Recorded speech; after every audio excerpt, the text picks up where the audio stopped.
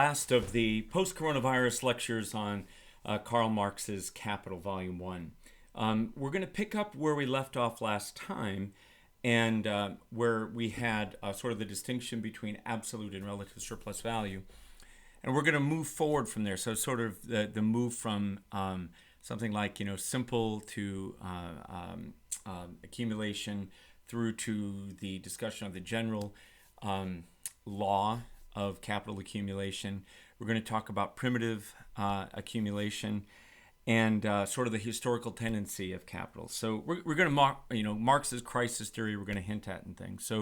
So we're going to end with the discussion of sort of capital's end or capital's limit. And I hope it goes well for you. There will be one additional lecture on Marx, a little bit on capital, but I'll probably jump outside of capital and look at other of Marx's writings on Marx's politics, or sort of socialist communist politics, or labor politics, however you want to think about it. So that'll be the next video lecture after this one.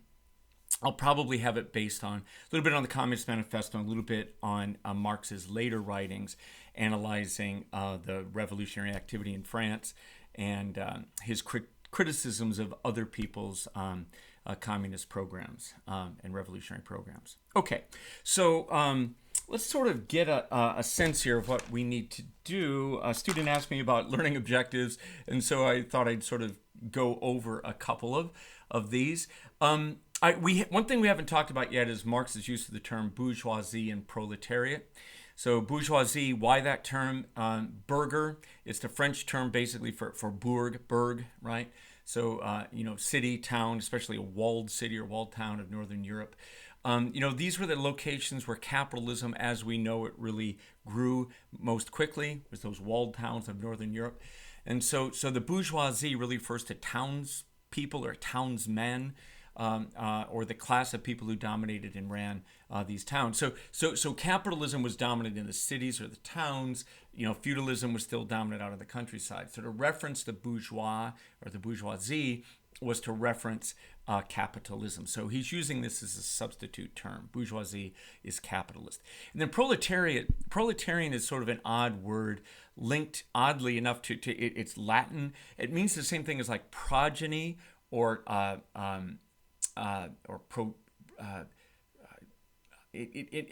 produce. It's sort of like it's like producing offspring, right? Producing offspring. So it's referencing sort of the lower class in a society of workers, a society, or the class at the bottom that's basically workers who doesn't own anything, and so it isn't master and slave in the modern world. It's bourgeois and proletariat. So kind of awkward terms. One from the French, one from the Latin. Sort of odd, but there you go. The circuit of capital, just to emphasize then, so I want you to know what the general formula of capital is. Remember that? It was the MCM prime. MCM prime. So M references money or or value in the form of money that then gets invested in commodity production and then winds up on the other side as M with the tick mark, and the tick mark is the surplus value or the extra money, the profit that's been created, right? So this is the general formula for capital. So capital is value in motion. It's value that transforms itself into different appearances. Money is the appearance of value as a generalized equivalent that can then be used in exchange to purchase almost anything. A capitalist uses their money, right? They begin with a certain amount of money. Ms. Moneybags here, and which is dead labor, right? In the form of money, it gets invested in property, plant, and equipment, and hires labor.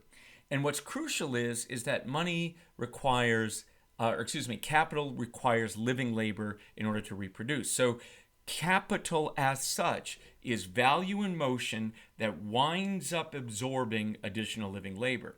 So in the way that we normally think about it, it's bricks, it's factories, it's offices, it's workstations, technologically advanced ones, cell phones and so on. that allow for the absorption of human labor and human energy, and then the embedding of those into commodities. So you always have to refresh. Living labor mixes with the dead. Dead is capital. Living labor is moved in. So money then is that general equivalent, can be used to purchase everything from a factory to the workers who work in it. The workers die inside of the factory and they do more death than they take back out. And that's what generates then the tick mark. So this is the tick mark, M prime, the tick mark, which is baby money. So money plus baby money. That then gets absorbed into the general fund that's reinvested in an even larger, or, again, there's a tendency for capital to accumulate. It's a growth machine. So then that money gets reinvested so that even more human labor can be harvested in the next round. So that's your general formula for capital. Now I tried to sort of have it in sort of a circular form here, to kind of get a sense that sense of this is an ongoing process. So again, it's production of commodities using living labor inside of the dead labor, right? And then the commodities exchanged, and then value takes its appearance in the form of either another a commodity or money, and then it gets distributed back, and the proceeds are reinvested again in the production process. So it's that big circular process. Okay, so that's capital for us there. Okay, so we have that. So always have some sense of the M prime. Where does it come from? Surplus value is what capitalism is all about. Profit in the everyday sense, surplus value in the technical Marxist sense, right? Okay. So I want you to understand the ins and outs of surplus value. So you should understand the difference between, the value of labor and the value of laboring power. So probably this image was the best one for that. So this is the living laborer, the source of surplus value, installed within capital as an absorption engine or an absorption machine, Count Suck and Pump, as we talked about it last time, the vampire. And so the value of labor refers to the total amount of social jelly or social energy that is extracted from the laborer in the process of production. And then the value of laboring power is the amount of social jelly that's absorbed back into the labor through the payment of the wage or the salary, and then the purchase of the commodities that keep the laborer alive and keep the laborer's family going. So the value of laboring power and the value of labor are always different from each other. A productive worker, or one that makes surplus value for the employer, always produces more. The value of labor exceeds the value of laboring power. You make more for your employer than you are paid, right? So that's value of labor and value of laboring power. Okay, so then understand the difference between absolute surplus value and relative surplus value. To do this really fast, I have several different images we could look at for that, but in general, let's just get it to the absolute minimum. That absolute surplus value is maximized by prolonging the working day, by keeping the laborer installed inside of the absorption machine for as long as possible. Okay, so the vampire attaches, and then the vampire keeps sucking for as long as possible. So that you elongate the working day. Now, there's limits to it. The human mechanism can only take so much. The human spirit can only take so much. And that over time, workers die, as Marx documents in the book. But the absolute surplus value, the essence of it, it's the extraction of surplus value through living labor, through the extraction of living labor. Okay, so relative surplus value is the intensification of labor, either through something like scientific management, what fills in the pores of the day, as Marx says, transforming every moment you're at work into productive time, taking away all of the pauses and all of the sort of, wasted movement and so on. So something like time motion experts or efficiency experts intensify the work process. There's often a division of labor that takes place, some sort of cooperative effort that takes place. That's the intensification of labor. There's also associated with that an increase in productivity that results from innovation and sort of the technological enhancement of the worker by machinery, right? So that's relative surplus value. So absolute surplus value, you prolong the working day. Relative surplus value, you intensify the day. You intensify it. So in the formula A, B, B, C, remember that? Where B marks the point in the working day where necessary labor transforms into surplus labor. So at the line AB, the first part of the working day is necessary labor. That's the part of the day in which the worker produces the amount of value that's pumped back into them as laboring power. So that would be the moment when the value of labor that's extracted out is equal to the value of laboring power that's pumped back in. That's point B. If you keep the worker working past point B, you're getting surplus labor, right? So that's the line B to C. So absolute surplus value is abstract, or at least that logic involves extending or prolonging the working day, making B to C the time period of surplus labor as long as possible. Relative surplus value involves shortening the duration of necessary labor. So as you intensify the labor process, the worker actually it produces more. The value of labor meets or matches the value of laboring power earlier in the day. Therefore, the relative part of the day that is surplus labor is increased, right? So here, you're in absolute surplus value, you're elongating the day without really intensifying or enhancing productivity. But in relative surplus value, you're enhancing productivity, enhancing the intensity of work so that the necessary labor time is shortened and a relatively larger portion of the working day is surplus. Okay? All right, so there's that. We're going to talk about crisis theory today. So in Marx's work, open a window.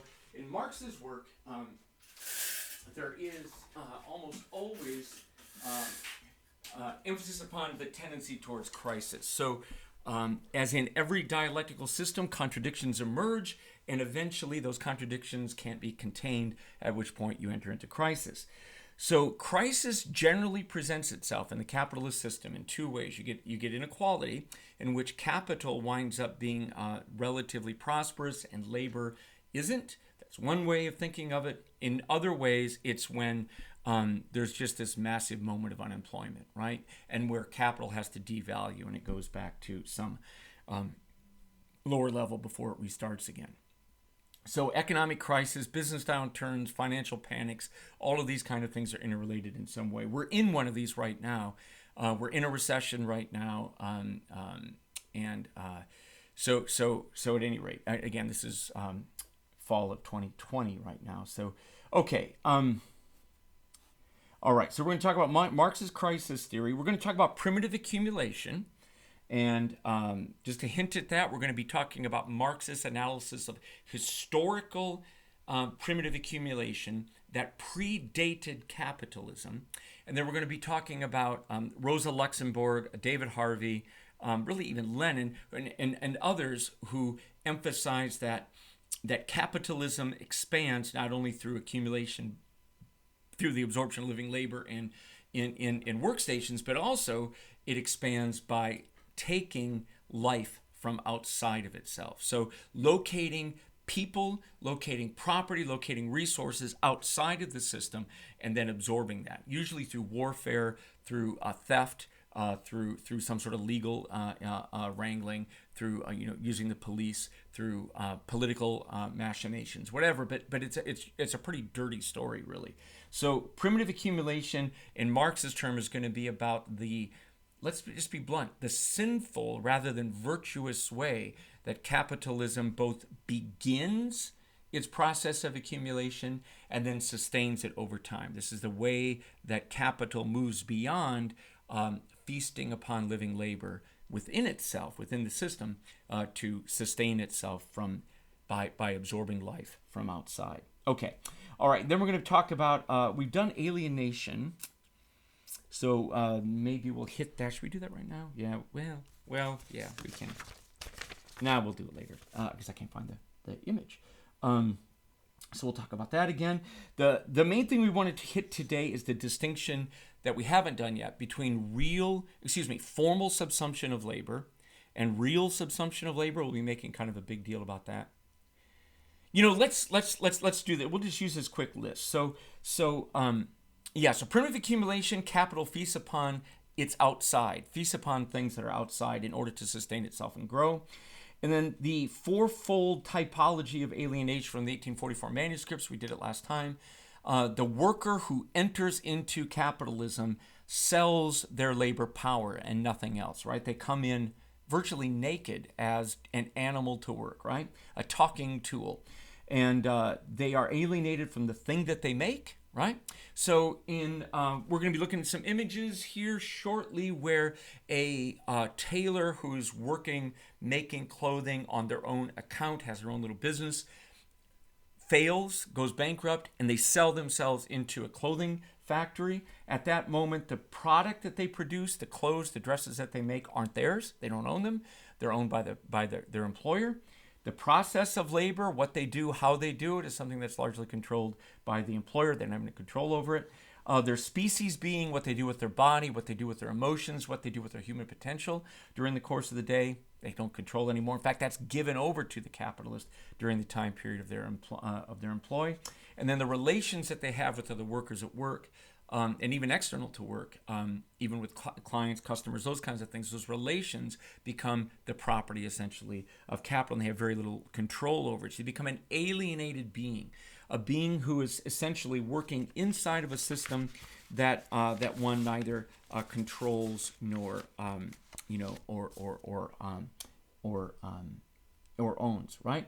Okay, we're going to be talking today extensively about, again, how once you get into this logic of real subsumption, that is to say, once you get into a world in which capital just isn't hiring workers, but is reconstructing workers, reconstructing work processes, reconstructing geography, reconstructing culture, reconstructing values, right? To use the line from the Communist Manifesto, at that moment, all that is solid melts into air. All values, all gods, all meaningful things begin to melt, right? And they become liquefied, and then become either part of the capital process, or they essentially become null and void. And so we're going to talk about that, about this incredible process of melting that occurs in capital, where old traditional values, conservative values, can't hold, right? And everything goes away. And then why is capitalism fated to generate crises of an ever-worsening character? Again, to Marx, capitalism is not natural. Capitalism is a historically contingent economic and social system that's doomed to fail. It's full of contradictions, and those contradictions, once they reach a certain point, can no longer be contained. And at that point, then you get what Marx calls a dialectical inversion. Hegel calls it that too. And you move on to another system, right? So at these moments of crisis, you have a fall in the rate of profit, and then you get a crisis that emerges from that. Okay, all right. So I think we've got that. So let's move on to what's left of the economic side of Marx in Capital Volume 1. Okay, so in the production of relative surplus value, this is part 4 within the transformation. It's really in the labor process section, right? Like on page 344 of the Tucker volume, and I'm going to be using not only Tucker today, but I'm also going to be referencing the Ben Fowkes translation of Capital Volume 1, which is a little bit easier to read on screen, so I'll probably be using that some. But, in part 3, about 344 in Tucker, that's where the distinction again between absolute and relative surplus value is sort of maintained. And again, absolute surplus value involves the lengthening of the working day. Relative surplus value involves the decline in the percentage of the working day that covers necessary labor, thus freeing a larger relative portion of the working day for surplus, right? And that in both of these systems, they can go together. Marx says sometimes you get both at the same time, but there are also contradictions that emerge from them. Okay, so absolute surplus value then, elongate the working day, and you extend that period from B to C as long as possible. See, the vampire feeds on the victim until the victim simply can't survive, and at which point it goes away. So you're extending that period of surplus labor in an absolute way. And so what that means in many ways is that labor remains unchanged. So let's introduce a term here. Let's use the term formal subsumption of labor. And Marx writes about that at several points. It comes up here, and then it comes up again in the it's called the resulta section, the results section at the end of the book. But let's go ahead and use the term here because it fits. So under relative or absolute surplus value, labor is formally incorporated into the capitalist system. And that's what subsumption means. Subsumption really means consumed in or absorbed into, right? So when you're subsumed, like imagine that you're a small fish, you get subsumed into a bigger fish, something like that. You're formally made part of another process or a larger process. That's the formal subsumption of labor. And then once you get that process going, the way that you maximize surplus value, if you merely bring in a worker from outside and work them inside, where they're doing the same work in the same kind of way, you basically can generate surplus value only by making them work longer. So there's a relationship between absolute surplus value and formal subsumption of labor, when it's just a formal thing, okay? So again, you're signing over control of your life and your body to capital. So I've got an image here from this is a WPA artist who did some amazing work. Baker's the last name. I can't quite remember the first name. This is called Walk Into My Parlor. And it's an image of a woman who's working on her own account, basically with her own spinning wheel. Making her own thread that she then is probably using as yarn to make her own clothing. And we're seeing her giving that up. And she's taking her child because these facilities, as we're going to find out, were able to use the labor of children as well as the labor of women and men, right? So leaving their parlor, where the spinning wheel was located, so this is home labor, women working on her own account, and she's headed into, I love this spider web analogy, into the cotton mill. And in the cotton mill, again, we have these massive machines that are driven by fossil fuels or coal, probably not coal, driven possibly by water mills, and then later by fossil fuels, and then electrification later. And she's on her way in there taking her child. So they are caught in the web. This is formal subsumption.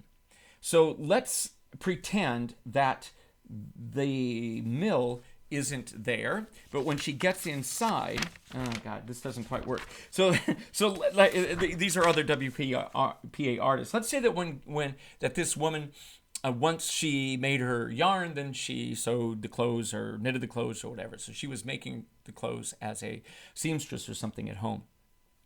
So this is a sweatshop, a clothing sweatshop. Again, another WPA artist by the name of I can't tell. This comes from, I think, Connecticut. I think the Connecticut State Library, if I recall, has a bunch of WPA work images, which is where this came from. And so this is a curtain factory is the name of the print. But the work that's going on in here isn't that different from the work that would have taken place in the home. So the worker isn't doing different tasks. They're actually using the same kind of mindset, the same kind of muscle set, the same kind of skill set, basically, to do work. They just are formally located inside of capital because they're an employee. At which point they're alienated from the product, which they no longer own, from the process, which they lose control of. They're no longer related. They're alienated from their fellow workers, and they're alienated from their species, being they can't go to the bathroom, lay down and take a nap, cry if they want to, those kinds of things, right? So their species, being the human potential, they can't prey. They're caught. So the at this point, if the worker was doing basically the same work on their own account with their own small business, and then they come into capital and they keep working in the same mode, that's formal subsumption, right? So here's another image of a sweatshop by another Gorelick, I believe was the name, a sweatshop image.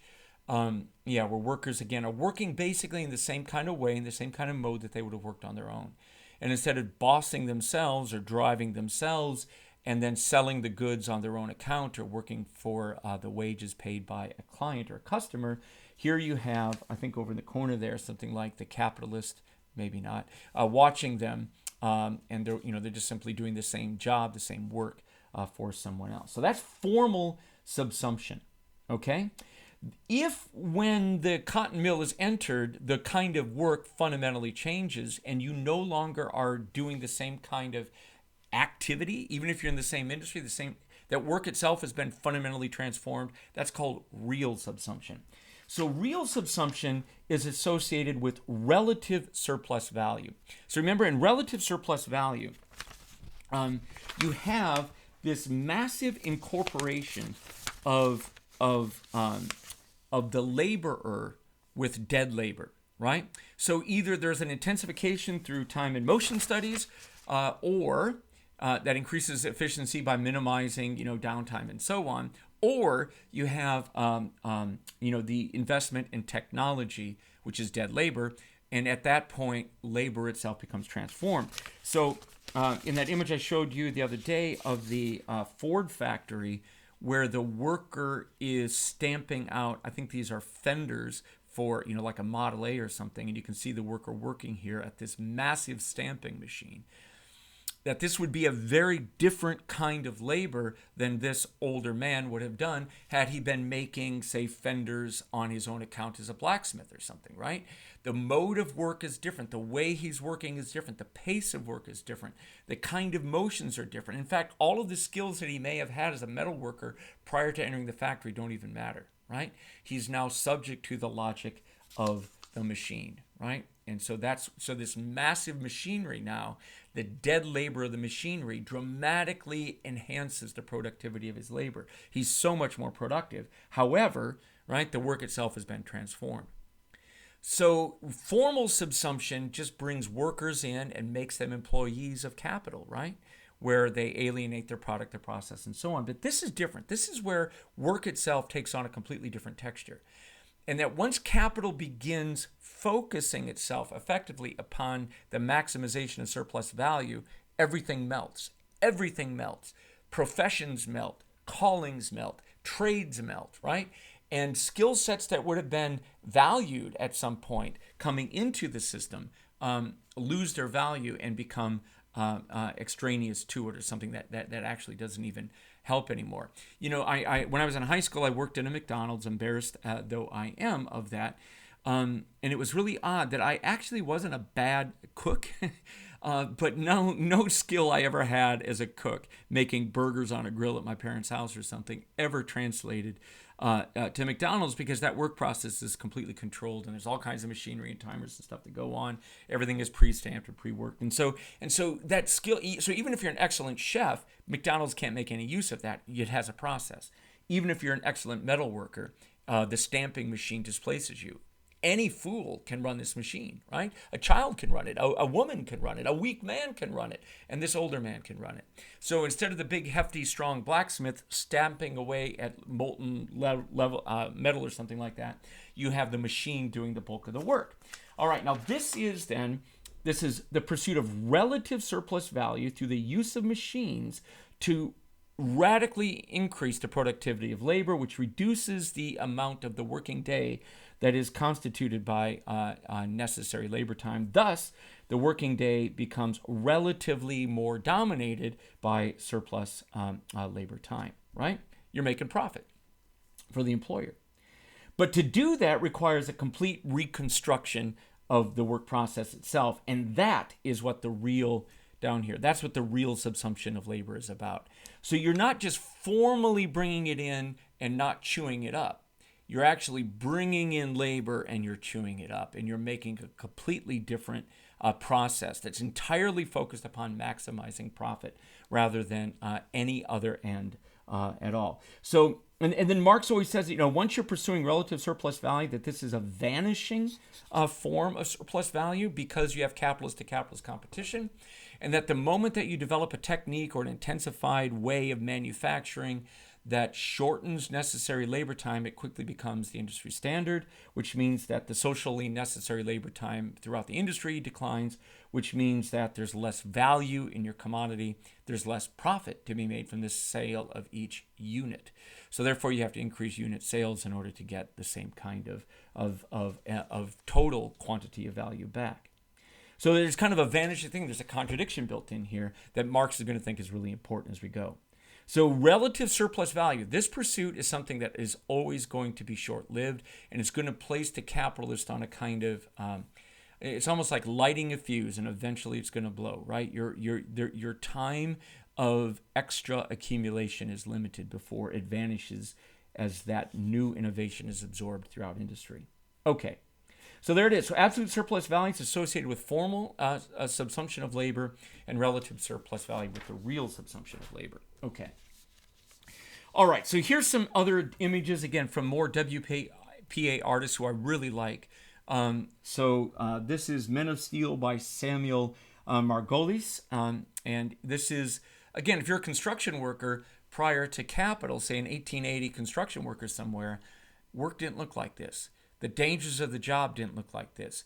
Being able to work without fear and anxiety of falling, being able to work throughout the year knowing that one of your colleagues or multiple fellow workers have died, right? And knowing that your own death could be imminent with one wrong move, but being able to work nevertheless, right? This is new, right? So the skill set's different. The old skill set of knowing how to swing a hammer or knowing how to bolt together pieces of steel becomes irrelevant. And so this is the real subsumption of labor. Construction becomes something completely different. Again, it's alienated work. So here's Hugo Gellert's image of work under the conditions of the pursuit of relative surplus value, that once the machine grabs hold of the worker, the worker is drained, and the work process escapes them. So real subsumption of labor transforms the work process into something that isn't pleasant, that isn't even historically known. It's a completely different way of dying, right? You're dying by the hour into this monotony and this kind of new form of danger that didn't exist before. So again, the real subsumption of labor. This is another one by Baker, who did the image of walking into the parlor. This one's called The Ties That Bind, another WP era image. So again, your tax dollars, or at least your great-grandparents' tax dollars, paid for this, so you're able to look at it. So this is this wonderful notion that the stock market is all about profit. What is profit? It's labor that's been newly absorbed into dead labor, right? So it's living labor that's died in the most recent cycle, and the stock market is forward projecting, so it's always imagining. It's a measure really of the future death that's going to be ensnared by that particular company. And so here you have this image. They actually have, I love this. This is this thread, this tie that's binding. This is a shuttle, like for weaving, going back and forth, that's being thrown. So the stock market ticker tape is essentially the tie that is binding together the investment in property, plant, and equipment, the workers that are hired. Here's the people who are not actually working in the factory, but are actually, like external producers of cotton, external producers of old, doing spinning and doing home production and so on. They're all caught in the same web. So what I like about this point comes from Patrick Murray at Creighton University and Gene Schuler at Creighton University. This idea that real subsumption under capitalism doesn't stop at labor, that everything becomes subsumed, right? So it isn't just the labor of the people working in the factory that gets chewed up and transformed under the conditions of capital, right? It isn't just the people working there, the farmers or anyone else that's in the production process. Here you have the Board of Trade. But it's actually anyone who is touched by that industry, and culture itself can change, politics can change, and so on. So all of, the subsumption of human life under capital is enormous. Things that seemed to endure for millennia can disappear overnight, right? They can melt. And so, the real subsumption of labor and life under the conditions of capital. Okay, so let's move on then. So part 4, this again in Gellert, the production of relative surplus value. Again, the key to the whole thing, relative surplus value is all about reducing, again, necessary labor time. So prior to the machinery or prior to this new time motion study, 6 hours of labor was necessary. After the introduction of the technology, only 3 hours is necessary. So you basically have increased the amount or the relative portion of the day devoted to surplus labor, by 50% here, right? Okay. So, but again, this always vanishes because as you're introducing machinery and squeezing labor harder, you're also cheapening the product because there's less labor, less value that's realized through the sale of each item. And the worker themselves, the value of laboring power winds up getting reduced because as this process spreads and grows, you wind up getting, automatic processes and robotic production and so on that wind up displacing workers and putting downward pressure on wages. More about that as we go. So the value of laboring power is reduced. It's reduced because there's less labor going into each item. This becomes a generalized thing where most items then have less labor in them over time. And then you have this excess of laborers who are kicked out. Every time a machine is introduced, laborers are fired, right? Productivity increases can only lead to increases in profit if you get rid of labor. So this is so every machine that's introduced increases the number of people who aren't working, who are there to drive wages down. All right, so it vanishes quickly. So the extra surplus value is something that's short-lived, okay? And that once this becomes a generalized process, this leads to the crises of capital and can actually lead to the end of the system and the moving on to something else. Okay, remember also in Marx's writings, if you can kind of pick this up, he's very careful about it at times, that the intensity, increasing the intensity of labor in relative surplus value production can be analytically distinguished from productivity increases due to technology, right? That intensity can be increased just from like the division of labor, again, bossing differently, surveilling differently, time motion studies, those kind of things, paying attention to ergonomics. But the introducing rest periods even that allow the laborer to work harder during the time that they're employed. And that can be distinguished from the introduction of labor-saving technology. All right, so then we get into the machinery section, Machinery and Modern Industry, page 403 in the Tucker readings. Okay, so machinery, right? The machinery, which represents, again, this is capital under conditions of relative surplus value extraction, right? You're increasing productivity, thus shortening the amount of time in the working day that's necessary, right? It also represents the real subsumption of labor because nobody prior to capital worked like this, right? And this machine itself, because it is built of dead labor, right? Dead human labor, it is what Marx calls the organic, that this is, because it is dead labor, it's the organic composition of capital. It's the dead labor that's ruling living labor. So living labor winds up getting captured and controlled, right? Captured and controlled by the dead, which is really what that hand is about. So the labor that had been absorbed during the production of the industrial machine reaches out, grabs onto, and controls the living labor. So this is just like the vampire metaphor. The dead rule the living. The dead rule the living, right? The dead rule the living. We're back into the realm of horror fiction again. Okay, so there are three ways then that labor or that machinery increases,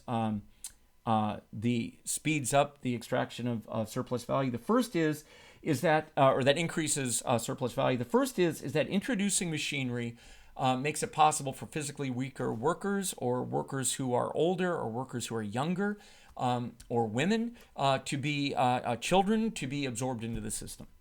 That means you can dramatically increase the reserve population, the reserve army, the industrial reserve army of workers by introducing machinery. So the machinery kicks people out of work, but it also makes it possible for entirely new categories of workers to enter into the labor force. Both of these things put downward pressure on labor and wind up sort of locking laborers into the work process. Okay. Two, machinery makes it possible to prolong the working day by reducing the physical demands on workers so that they can actually stay working longer, right? And you can begin replacing the workers in a relay system. Three shifts a day would be very common. I know in my dad's meatpacking plant, 3 shifts a day was the common standard shift. 2 were heavily production, and then there would always be a 3rd shift running as well.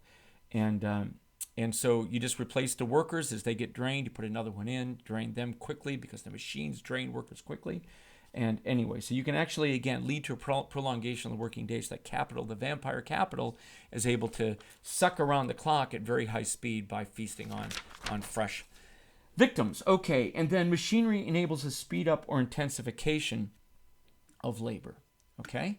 So what does that mean? Well, that means that, again, that the machines enable and facilitate scientific management and, again, experts who come in to ensure that there's less downtime. So, Adam Smith wrote about this in The Wealth of Nations. Harry Braverman wrote about it extensively in Labor and Monopoly Capital, a great book from 1974. The way that the division of labor does increase, speeds up work time by eliminating downtimes, changing tools, and those kinds of things. So you're doing the same limited motion over and over again. Instead of sewing an entire garment, you're making the same cut on cloth all day long, that kind of thing. So it's much more efficient in that sense. Okay, and then we have the writings about the factory system, the strife between workers and machines, Luddites, and so on, that workers do get a sense of this, that they do not benefit from the introduction of machinery. They do not benefit from being installed inside of the system. And that is going to become one of our major arguments that we need to take a look at here. So Marx, in the next couple of sections, is going to be outlining for us the reason why productivity gains in capitalism almost always flow into the profits of the capitalist instead of flowing into the wages of the workers. And he argues that this is a big difference from what, say, mainstream economists would argue, or apologists for capitalism who believe that productivity increases are good for all of us. His argument is going to be, no, they're not good for all of us, because workers are always going to be reduced back down to the value of laboring power at its bare minimum, because the introduction of machine technology in factories simply throws a bunch of people out of work and makes it possible to employ more unskilled workers. All right, so let's take a look at the next section then, which is the production of absolute and relative surplus value. Am I back to this? Yeah, page 417. Anything new here? Yeah, so this is the ending section, which I recommend that students read carefully because it's a good test of whether you've captured Marx's main logic. Argues that there is a social process of labor, that under capitalism, ironically, labor or work becomes socialized, right? There are very few workers who work alone. Most of us work in work teams or work in as parts of work groups that are sometimes thousands of people large. And so work becomes cooperative, whether we know it or not, whether we are aware of it face to face or not. I was showing you the images last time, that capital places us in relations with people that we often don't know anything about. So work becomes socialized, but the profit and the ownership of the system becomes privatized and ever more narrowly concentrated in a limited number of hands. Okay? So we no longer pay a direct attention in capital to the qualities of one's work or the qualities of the use values that we produce, or even the aesthetic pleasures of work and working, which is really important, but only to the quantitative results, profit, and the extraction of surplus value. So as we've seen with this real subsumption of labor and with the alteration to the work process, right, that work loses its pleasant qualities, right? It isn't fun anymore to go to work. Because of the, again, those four sort of modes of alienation. Once you lose control of the product, you cease having care or ownership of the product that you make. So pride in your work becomes harder to sustain. Once you lose control of the labor processes, again, it's harder to care because you no longer can take pride in the use of your body or the excellence of the work that you do. And work often loses its full body. The big muscles of the body often get eliminated. The first thing eliminated in machine production are the big muscles, right? The big core muscles, that people work out to keep fit. That gets eliminated. So work becomes repetitive. It tends to use the small muscles, of the hands. You're standing on your feet. It's physically exhausting, but it isn't vibrantly living or something like that, right? And so it loses its aesthetic value. And then you can't relate to your coworkers as friends, or you can't goof around or have fun at work or those kinds of things, right? That gets squeezed out.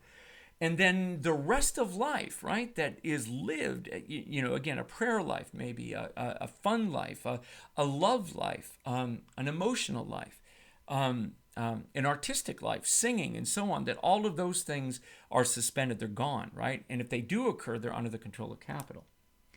So work erotics, this is a term that my friend Kevin Amadon and I used in a couple of pieces that we did. Work erotics comes from Wilhelm Reich, the Freudian Marxist analyst of capitalism and fascism. In the early 20th century, believed that, that under a communist system, we should enjoy working, right? We should enjoy our work. Work is life. Work isn't a vocation that you do so that you can then get off work and pursue avocations, that in a good communist society, or even in a good pre-capitalist society, or even in a good capitalist society, work and leisure, vocations and avocations would collapse into each other. My friend Mark Worrell and I wrote about this in a piece called The Organic Composition of Big Mama a few years ago, in which we analyze a Robert Frost poem called Two Tramps in Mud Time. And there's this wonderful line in there about only where work and need are one. How does this go again? It's my object in living to unite my avocation with my vocation as my two eyes make one in sight. And only where love, enjoyment, avocation, and need, the need to produce things and work, are one, only where love and need are one, is work play, right? And so there it is. So this could happen. So at any rate, the real subsumption of labor, relative surplus value, this new logic of capital accumulation means that the pleasures of work go away. So real subsumption is a real problem. It's an embodied problem for workers as well as being a psychological problem, right? All right, so being alienated at work isn't just a feeling, it's an actual experience of losing control of body, losing control of pride, losing control of honor, right? Respect, those kinds of things. All right, so the real subsumption of labor then also leads to dramatic, what Joseph Schumpeter called creative destruction. So as you're introducing new labor-saving technologies, new machinery, new automated processes, you're melting everything. So geographic boundaries get melted and so on, and that means that a lot of values are destroyed, right? Places, ethnicities, regions, distinctive ways of life, nature itself gets destroyed, right? And all in the pursuit of surplus value, again, work without pleasure and so on. So the great line, capitalist production is not really production of commodities, it is essentially the production of surplus value. It is essentially production of surplus value. So go back to this image. I'm not sure I showed this to you the other day, but this is what Marx is arguing in this section. Capital is dead labor. That's what it is. It's dead labor. It's the dead. And the more that you're pursuing relative surplus value, the more that you're building up the property, plant, and equipment, the machinery, the technology, more death. You're using more death to ensnare more life. So the system grows. The dead labor, the product of living labor, is used to ensnare. So it's a little bit like human beings building their own prison, right? Or using their own labor to strengthen the walls of the prison that they're in. Okay? That in essence, capital gets stronger, and as capital gets stronger, the worker gets weaker relative to the capitalist. And as Marx is going to tell us, there's a story in that's central to sort of American ideology, that what's good for General Motors is good for America, right? It's an old line from the 1940s and 50s or 60s, right? What's good for General Motors is good for America. What's good for the stock market is good for America. What's good for profits is good for workers. I wrote a book. My first book, Speculative Management, was about the way that the stock market was controlling corporations, and that stock prices would jump, often significantly, upon the announcement of worker reductions or layoffs, or it was called corporate restructuring in the 80s and 90s. So corporate stock would jump when workers were fired. So the idea that workers were better off when capitalists would restructure an enterprise and shed workers was crazy, right? Or automating or outsourcing or building plants with enhanced technology, new processes or procedures that eliminated entire categories of workers. This didn't benefit the workers. Workers were laid off, and then labor unions were killed, and it led to a lot of the sort of neoliberal state restructuring as well. So this idea that what's good for the stock market is good for workers, what's good for capital, dead labor, is good for living labor, is not the case to Marx. To Marx, these two entities, living labor could exist without dead labor, but dead labor needs living labor in order to vivify it, in order to transform it into something productive. And that's what we have here, right, is a situation where capitalists need workers desperately, that their money cannot valorize itself unless it's mixed with the labor of the living. In other words, unless people who are alive die into a production process, capital can't sustain itself and grow. Okay, so that's the basic argument here. Okay, so now we're getting pretty far along into our book, our section. What was I going to point out? Okay, our next section now is on the general law of capitalist accumulation. Okay, all right. So again, this is back to our map of capital. Okay, so there are two variants of capital. There are two parts of capital. There's constant capital and variable capital. So if you remember our, the circular image of the production process, when capital is invested into a production process or some production facility, this is that overly sexualized image I don't want to use right now. Let's use this one. So when capital is invested, M is invested into the production of commodity. There's constant capital, which is the property, plant, equipment, and raw materials, and then variable capital, which is labor, right? Okay, and again, the only place that value can arrive is from the living labor. Okay, so there we go. So that's the two parts of capital: variable and constant. Then Marx says that once you get locked into this pursuit of relative surplus value, machinery especially, that means that you are constantly replacing living labor with dead labor, and as that occurs, as you're replacing living labor with dead labor, you're reducing the percentage of living labor that is that's generating commodities, and so you've got a bigger apparatus that's ensnaring a smaller or at least limited number of workers, right? So the ratio between the dead labor, which is constant capital, and living labor, variable capital, that's called the organic composition of capital, right? And so the greater the level of dead labor to living labor, the more that ratio increases, right? You have an increasing, what Marx calls the organic composition of capital. So the more your production facilities look like Sheeler's image, the more your production facilities look like this, where you have enormous resources invested in machinery or robots and only one worker running them. This is an image of a very high organic composition of capital, right? Now, these other images that we were looking at a few moments ago that showed like a sweatshop, you just have a worker running a sewing machine, okay? That's, again, probably 5 or 6 hours of labor would buy a sewing machine, right? So that's a low organic composition of capital. So dead labor over living labor, right? And that ratio. So the argument that Marx makes is that the dead rule of living in the capitalist production, the organic composition of capital, the dominance of dead labor over living labor, the proportion of capital that's invested in machinery and equipment, that this is going to increase over time. That this is the sort of the vanishing advantage of relative surplus value production, right? Is that it can't, the benefits that are gained vanish quickly, so then you have to keep investing in more equipment and more speed up. So then this is going to become one of the major contradictions in Marx, right? Is that as the organic composition of capital rises, the rate of profit is going to fall. So this is Marx's famous, again, I'll just try to write it out here, falling rate of profit.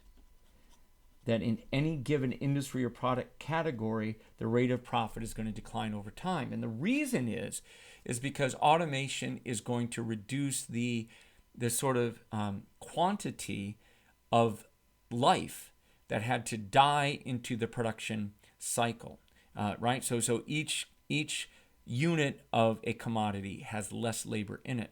That means there's less profit in it, right? So as you're investing more and more money into machinery and less proportionate into labor, profit falls because because there's less living labor being absorbed into the product, and that this gets linked into one of the major crises in Marx's theory. And the reason this happens, as we're going to point to, is that as the system grows, right, as you get more and more property, plant, and equipment, very efficient. If you go all the way, and if you have, completely automated robotic factories owned by Elon Musk.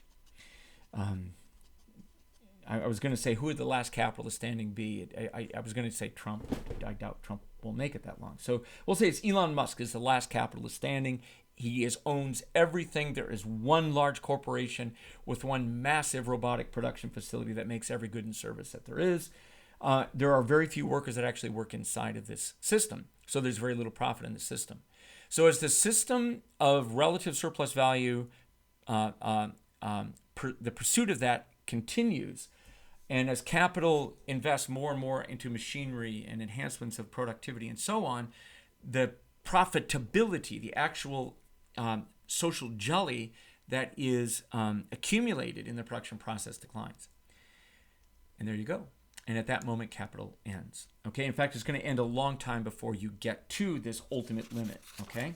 So the crisis tendency of capital then is caught up in this contradiction between the concentration, right, of profit and ownership of capital, right, concentration of capital, and the increasing socialization of labor, and then along with that, the increase in the size of the reserve army, that becomes just a massive block of human beings who are thrown out of work in a system that's fully automated. So you wind up in a contradiction. Okay, so the progressive reduction. Okay, here we go. All right. So now let's take a look at this. So do I have images? Yeah. So here's what we need to look at next: is the industrial reserve army. This is another one of Hugo Gellert's amazing, Depression era drawings. So a whole bunch of unemployed workers here. Okay. So let's take a look. We'll use my folks book right here, and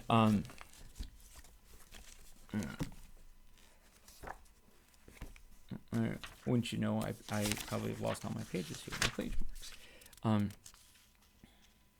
Yeah. So we're now going to talk about the section called the General Law of Capitalist Accumulation, and I don't offhand have the Tucker page number, but in the Folks translation, it's page 798 of Capital Volume 1. Okay, so here's what's happening. Marx in this chapter is directly addressing the claim that, again, that capitalism's productivity increases lead to increased standard of livings for workers or increased quality of life for workers. So this is a big part of the American capitalist ideology. The idea that if capitalists do well, if we cut taxes for the rich, if we reduce regulations for the rich, if we favor the rich, give the rich whatever they want, right? That this will trickle down, right? It's been called Trickle-Down Economics ever since George Bush called it that in 1980, critiquing Ronald Reagan. But the idea that, again, that tax cuts or any other benefits, subsidies for the rich. We know that in the pandemic that just ended, there were payments made directly to workers, and those ended quickly. They were a one-time payment, unlike other advanced democracies where the payments were ongoing and still are ongoing. The way that you shore up the economy is ensure that people have the means to consume. That didn't happen here. So we had these one-time payments that have vanished, and then there were these massive payments made and completely, we don't even know who they went to yet. And these massive payments that were made to capital, with the idea that if you shore up the employer, if you show up capital, it's going to benefit workers, right? All right, so Marx is going to address this head on. This underlying notion that's everywhere. And I mean, this is it. This is if you listen here in Iowa, it's AM 1040 is the radio station that carries like right wing radio speakers, and they're often slamming Marx for one thing. I don't think they've ever read Marx, but they're often talking about Marx. And they're all often telling this story, that these are job creators. Capitalists are job creators. We need to take care of our job creators. It's the lazy people that need to be made to work. And, we should be grateful to the job creators for creating work for us. And the idea that we're all in this together and that what's good for the economy, what's good for the stock market is good for everybody. And Marx, again, takes that on head on. So he claims that the absolute general law of capitalist accumulation is that the greater the social wealth, the functioning capital, in other words, the more that capital has proceeded down its process of accumulation, the more the system has advanced, the greater the percentage of the population has been absorbed into wage labor, the greater the machinery and the material, the dead labor that's being harnessed, or that's being used to harness the living, the more that has grown, that the more productivity the labor has, that this increases something called the Industrial Reserve Army. And so Marx keeps making this argument, and it's a strong one, and it is, as far as I have ever seen, right, that labor-saving technology and intensified work throws people out of work, and that capitalism as a system is constantly shedding workers. And because it's shedding workers, and because workers are also reproducing, and because capital is also generating a massive, an immense body of unemployed people at any given time, or people are potentially employed, that this puts a downward trajectory on all potential labor gains. So labor doesn't gain automatically because the unemployed are everywhere. And that this is what he calls the Industrial Reserve Army. And so just to join, so like on page 799, this wonderful argument that the production of relative surplus value, that once that logic gets going, all methods for raising the social productivity of labor are put into effect at the cost of the industrial worker. That's the point. So workers that were against machinery and against productivity enhancements and fought against that, again, he thought were right-headed, that they were following their interest. Because the social productivity of labor, the labor-saving technology is owned by the capitalist and is going to be deployed against the worker, not an advantage of the worker. So you get so this all happens at the cost of the individual worker. That means that the means for the development of production undergo a dialectical inversion so that they become means of domination and exploitation of the producers. So the production of farm equipment, for example, really enhanced, like robotic tractors that are really just sweeping the countryside, literally here in Iowa, right? Robot tractors that don't require any skilled farmer to run them or anything, right? I mean, I think they often place someone in them, but the person really is just there in case something goes haywire. And they're getting these things, robot trucks, robot painting, robot welding, robots everywhere. And that this becomes a means of domination and exploitation of producers. They distort the worker into a fragment of a man. They degrade him to the level of an appendage to a machine. They destroy the actual content of his labor by turning it into a torment. They alienate from him the intellectual potentialities of the labor process in the same proportion that science is incorporated in it as an independent power. All right, so the more that the machine grows, the more that the factory system grows, the more that the technology grows, the more the worker shrinks, and the more that work becomes a kind of drudgery or burden instead of something that's vitally lived, right? All right, they deform the conditions under which he works, subject him during the labor process to a despotism, the more hateful for its meanness. They transform his lifetime into working time and drag his wife and child beneath the wheels of the juggernaut of capital. All right? But all methods for the production of surplus product at the same time, methods of accumulation, and every extension of accumulation becomes conversely a means for the development of those methods. It follows, therefore, that in proportion as capital accumulates, the situation of the worker, be his payment high or low, must grow worse. The law, which always holds a relative surplus population or industrial reserve arm in equilibrium with the extent and energy of accumulation, and rivets the worker to capital more firmly than the wedges, held Prometheus to his rock. It makes an accumulation of misery a necessary condition corresponding to the accumulation of wealth. So his argument here, again, it revolves around this notion of a industrial reserve army. So in Marx's time, there were less than 1 billion human beings on the planet. We're pushing 8 billion right now. Only about 3 to 4 billion of those people at most are actually inside of the wage labor system. That means that we're sitting on right now 4 to 5 billion human beings who are potential workers, right? They're outside of the system of value right now, but they could easily be inserted within it. And those potential workers, whether they're located in outsourced factories in Southeast Asia, or in portions of Africa, or in portions of Mexico, or Latin America somewhere, right? That the system is going to look for these big pockets of reserves, right? The bodies that are not currently incorporated, and it's going to go for those things, right?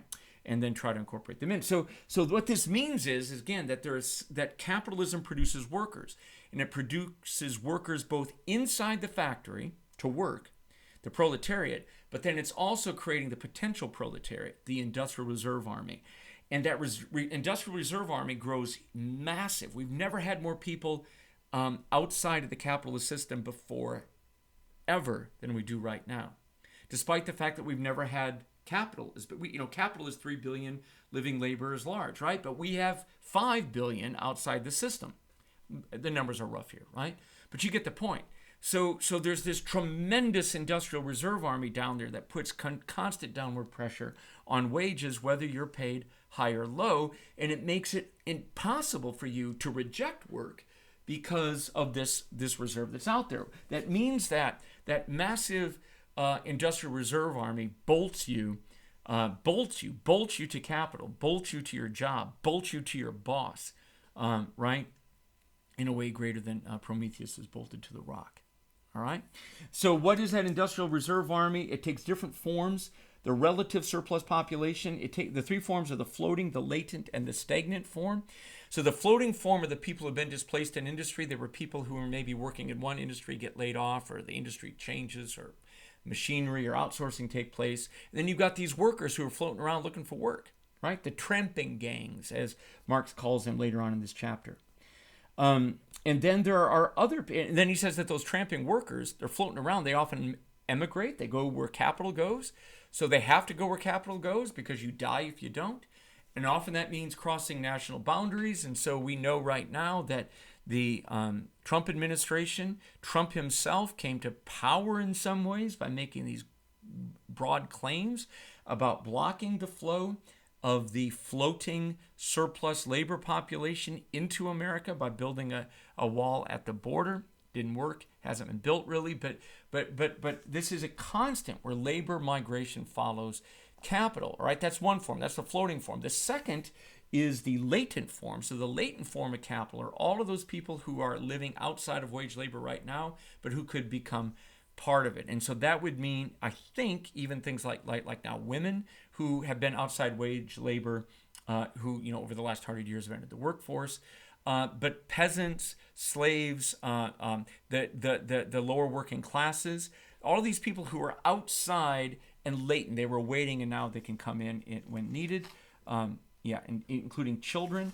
And then the last category is the stagnant population. These are people who don't move, who can't move, or in sort of depressed areas, and who are, who are just working part-time jobs and non-living wage jobs, usually in a very intensive state of pauperism, It includes those who are able to work but can't find work, orphans, pauper children, demoralized, ragged, those who have disabilities of various kinds, the aged, and so on. People who have aged past the worker's average lifespan, those kind of things. So these are all people who are created by the system of wage labor, who aren't wage labor. But again, this is that subsumption. There's a real subsumption of human populations. There's a real subsumption of social life, a real subsumption of communities, of cities, of rural areas, of agricultural workers, of marriages. All of these things get subsumed into the law of capitalist accumulation, the real subsumption, not only of the labor, but of all of these people who are potential laborers as well. So you get this industrial reserve army, and so then you wind up again, like in the middle of intensive capital accumulation. You can have immense poverty, right? So pauperization is something that goes along with this. We'll look at this in the next series, the next lecture on Marx's politics, where we're going to really look at what happens to workers who are, again, floating or stagnant or latent. You can't live in capital without a job, right? And so pure capitalism almost never exists. There's almost always some mechanism in place to keep the reserve army alive. They've got to live somehow, and so that becomes the logic here. Okay, so what are the other points then? So primitive accumulation. Yeah, primitive accumulation. So what is primitive accumulation? In Marx, again, we'll use the folks.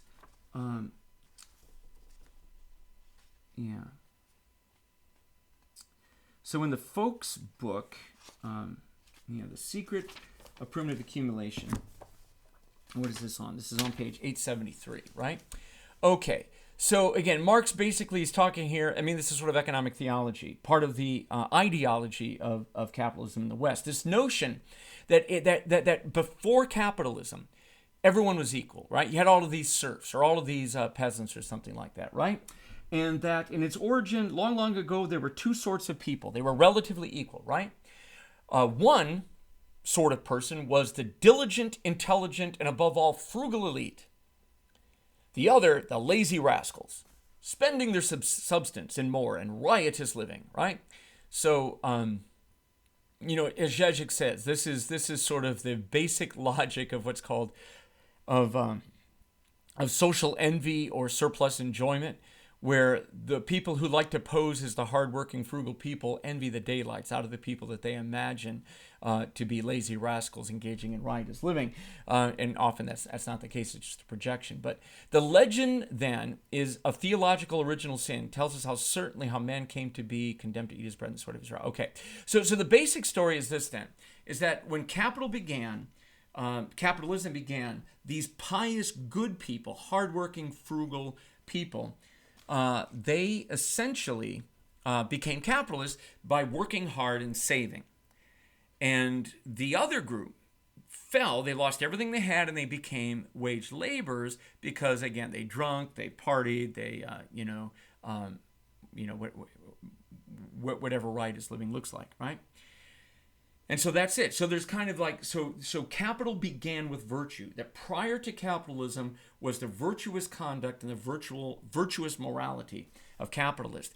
And that workers in the system deserve what they have because prior to capitalism, in all likelihood, they were these, lazy, riotous livers, that kind of thing.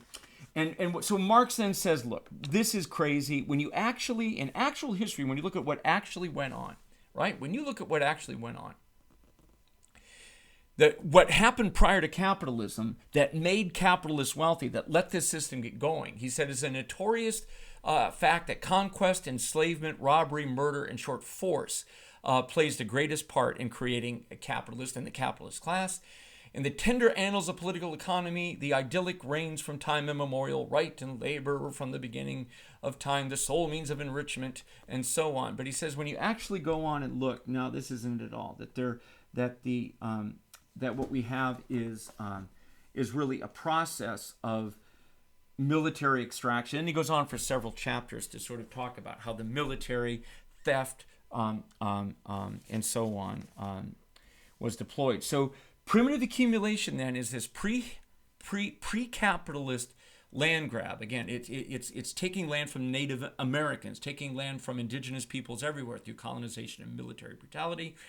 It includes pushing peasants off land, moving serfs off land, moving smallholders off land, using legal apparatus to dispossess smallholders and put that in the hands of capitalists. It includes racism, it includes enslavement, it includes all of these sort of dark secrets that underlie, right? These original sins that underlie capital. So his big army is that, look, unlike capitalism likes to tell itself as a story of virtue. And Marx says, no, it's not a story of virtue. It's a story of tremendous vice, of greed, of avarice, of envy, of aggression, of violence, right? That was delivered on, visited upon people who were living lives of meaning, who had values, who had gods, who had a way of life that mattered to them, that was made impossible by capital's activities. So capitalism then, to get the picture, I want to sort of end here, right? If I can get my picture, where is it? So capital begins not only, here we go. So capital then, in its origins, didn't grow by employing living labor. Capital at its origin grew and expanded by incorporating non-capital living labor into itself. In other words, by taking the death of human beings and incorporating it in outside of the capital process. Stealing land, killing people to get land, killing people to get property, killing entire genocide, right, to get a hold of resources, or to get a hold of land or gold, right, whatever. Okay, so the prehistory of capitalism is a history of theft, often legal theft or politicized theft, but it's generally a story of a small group of people dispossessing the rightful smallholders that were the wretched of the earth, that were spread everywhere on the globe. So this is not a happy story, and it's not something that that gets told particularly often in economics departments. Right now, again, we're in this strange neo-fascist moment where being critical of America, or being critical, even and maybe even especially when strictly accurate, right? Being critical is itself enough to lead to condemnation. And Marx tells us, if you don't understand history, you're doomed to repeat it, right? It's going to happen. I mean, that's not necessarily his line, but the idea here is that we have to comprehend that capitalism is not a virtuous system. It's not the natural way of life. It's not the reasonable, rational way of life. It isn't the Enlightenment writ large. This is a brutal, a barbaristic social system that uses various ideologies to get people to ignore what it really is. Again, the great film The Matrix presents this to us, right? There's all kinds of ideological presentations going on in front of us, while capital sucks our living labor from us behind our backs. What I like about the discussion of primitive accumulation, again, is the contemporary literature on accumulation through dispossession. So again, capital, when it gets into trouble, or when it runs into a limit of being able to extract value from living labor, it often goes outside and finds a way outside of the normal production process to grow or to expand. It gets death elsewhere. And so the basic way it does that is through theft. And so neoliberalism as a policy essentially was a legalized theft of the rights and privileges of citizens in democratic societies everywhere. The people who benefited from that theft was capital. It generally involved neoliberalism, again, from the 1980s forward. This is the political philosophy and policies that dominated Western capital from, say, the Reagan and Thatcher era forward. It involved cutting taxes on the wealthy, cutting taxes on capital, sometimes eliminating it entirely, subsidizing capital with immense infusions of money and so on, running up massive debts, and then cutting social programs. And so taking away, by cutting taxes and then taking away things like free education, reducing social welfare systems, pension systems, public health systems. In America, it's been astonishing how much has been lost. Work regulations, labor regulations, minimum wage, labor organizing rights, and so on. It's been an astonishing devolution of rights, and so that means that workers today have to die more intensively. We'll take the most basic example is education. I went to public universities. All of my universities were public, and they were all subsidized pretty heavily by taxpayers. So that was in the 80s and early 90s, right? And now in 90s, and now students today taking my courses are paying several times as much as I did to go. So that means they're taking out loans. Those loans have to be paid back. They're going to have to die for years into the cost of getting my courses in a way I didn't have to, my generation didn't have to. So that means that capital has swelled itself with this additional death, the death of students who have to pay to get education, right? So neoliberalism is this theft of life from working classes. But this isn't a theft. So this isn't accumulation within the wage labor system. This is the fattening of capital, the absorption of death outside of wage labor. That's what neoliberalism was to many, many writers in sort of the neo-Marxist tradition right now, or critical social theory. It's demonstrable, so at any rate, dispossession and so on. Okay, so a very, very important set of concepts associated with primitive accumulation. All right, so finally, what is the historical tendency of capitalism? Let's see if we can sort of hit this here. Maybe I don't have time to really go through.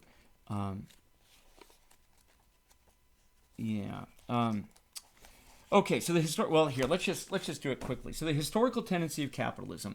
Okay, there's a tendency towards centralization of capital, concentration of capital into fewer and fewer capitalists, and at the absolute extreme, a monopoly, generally oligopoly, and then ever worsening crises. So what causes the crises? Well, the crisis is caused by an inability of the system to reproduce itself, right? So what causes it? Well, let's look at what the limit states are. And then once we understand the limit states, you can go back and see that the crises are arrived at en route to the limit. So really fast, in Hegelian social theory, dialectical processes, you have two opposed positions. So you have the capitalist, we'll say, and we have the proletariat here. And, proletariat, the workers, sell themselves into capital. Capital feasts upon the life of the proletariat.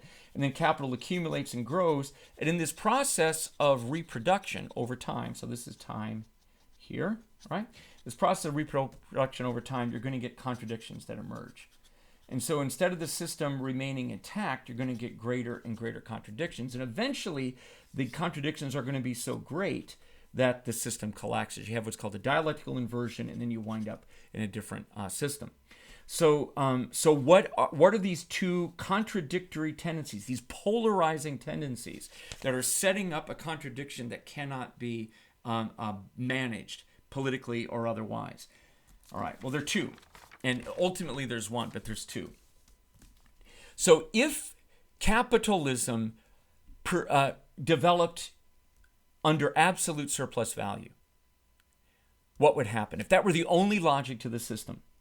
All right, so the contradictions here. It's all going to be contradictions between the sort of the mode of production and the sort of the let's just go. Limited capital under absolute surplus value. Capitalism essentially ends in fascism, authoritarianism, totalitarianism. It ends in a massive labor camp, a massive gulag. So what would happen is that capitalism becomes again this many-mouthed vampire attempting to feast upon as many lives as possible for as long as possible, which means that workers' entire lives get absorbed into the system.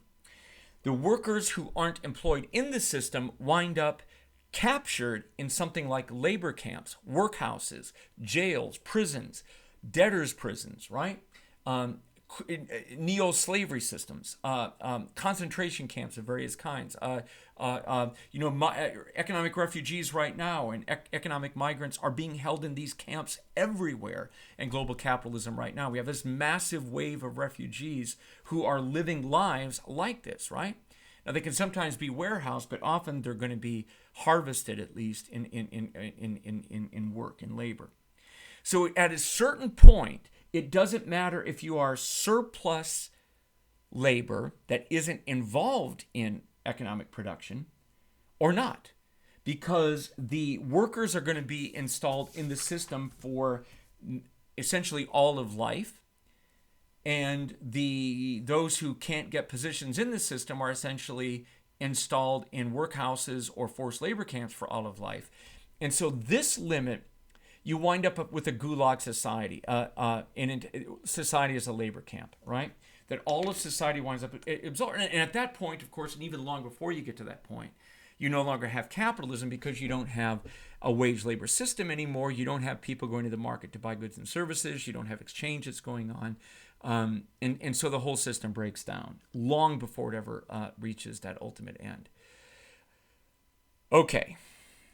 The second limit is the one that's probably, in Marx's writings, the one that dominates, okay? Under relative surplus value. What does life look like there?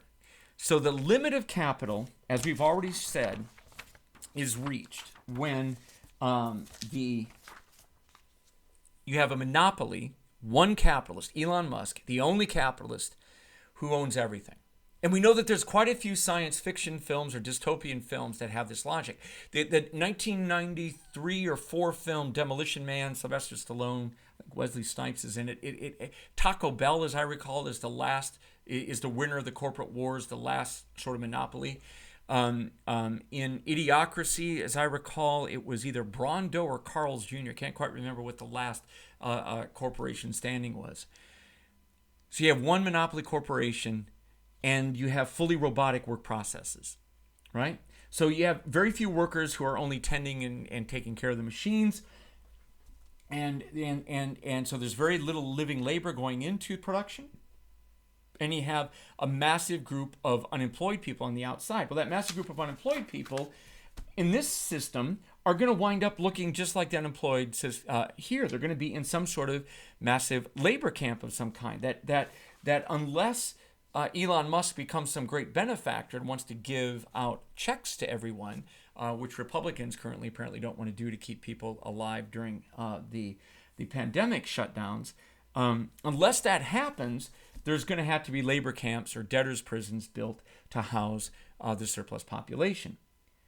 So you're going to have this massive robotic system, robotic factory, with virtually no labor inside of it, so the products that are produced have no value. So everything is produced in monopoly, owned by one man, but the products have no value because there's no living labor in them, and there's nobody with any money to buy them anyway. And then you've got this massive group of potential laborers who have nowhere to work, right? So capitalism ends here in this thing where but the difference is, so you wind up with the same kind of thing.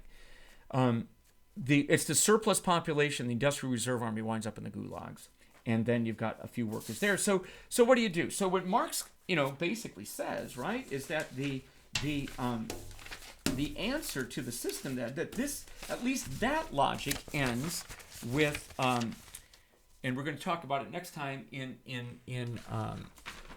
the lecture on politics, but at least following that logic, you wind up, here I'll just have to draw it, with Elon Musk being replaced with society. So instead of a capitalist running society, capitalism, society runs itself by seizing control of the property. Now, again, most Americans raised in capitalism will say how unfair that is. Elon Musk owns that.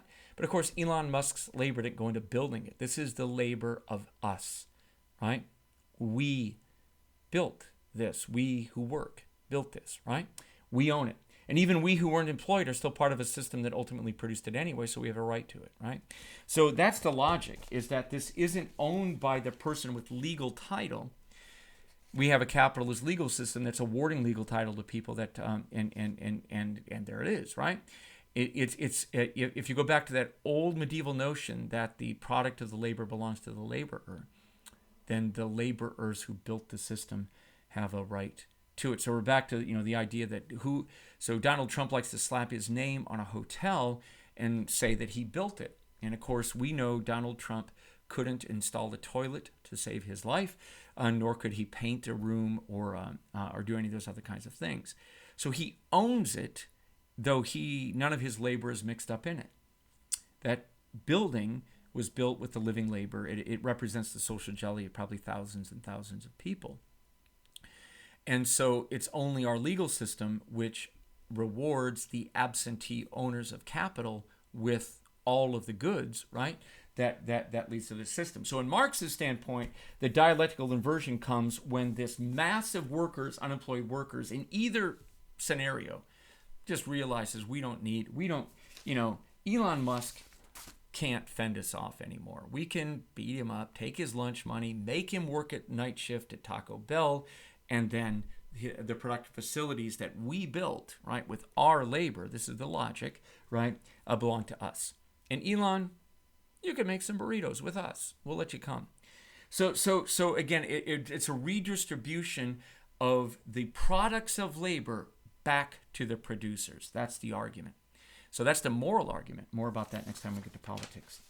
Okay, so I think we're getting very close to the end. So again, the historical process then, again, if you follow relative surplus value production all the way to the end, you wind up with this. So this is, I think it's at one of the Tennessee dams, and reminds me of the dams on the Missouri River in South Dakota when I was a kid, where you go in, there's nobody working, and yet tons of kilowatt hours of power are being produced by these hydroelectric turbines. These turbines were paid for by your tax dollars and my tax dollars and our grandparents' tax dollars. They're owned by us, and it was the labor of working people that built it, and it doesn't require living labor to run. So this is the image of a socialist or communist future to Marx. A world where we, the producers, can live off of the benefit of the work that we have all done previously, and that we can use our life creatively to augment and enhance our life, right? So instead of using your life and struggling to get a degree and paying massive amounts of money to get a college degree so that you can work in an alienated job that you hate for a capitalist who you hate, right?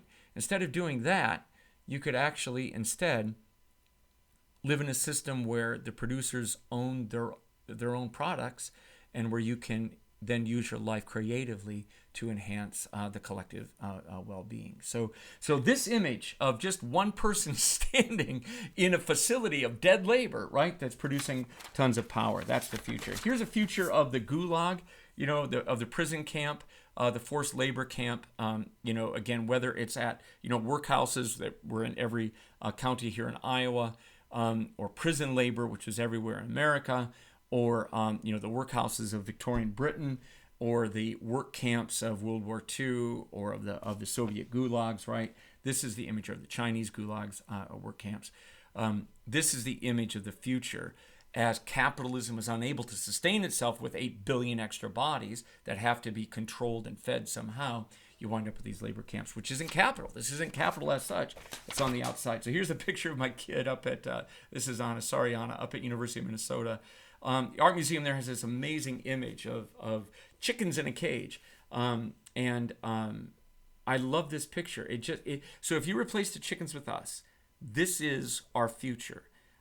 This is how the people who are captured in the workhouses, the future debtors' prisons, the future institutions to house the Industrial Reserve Army.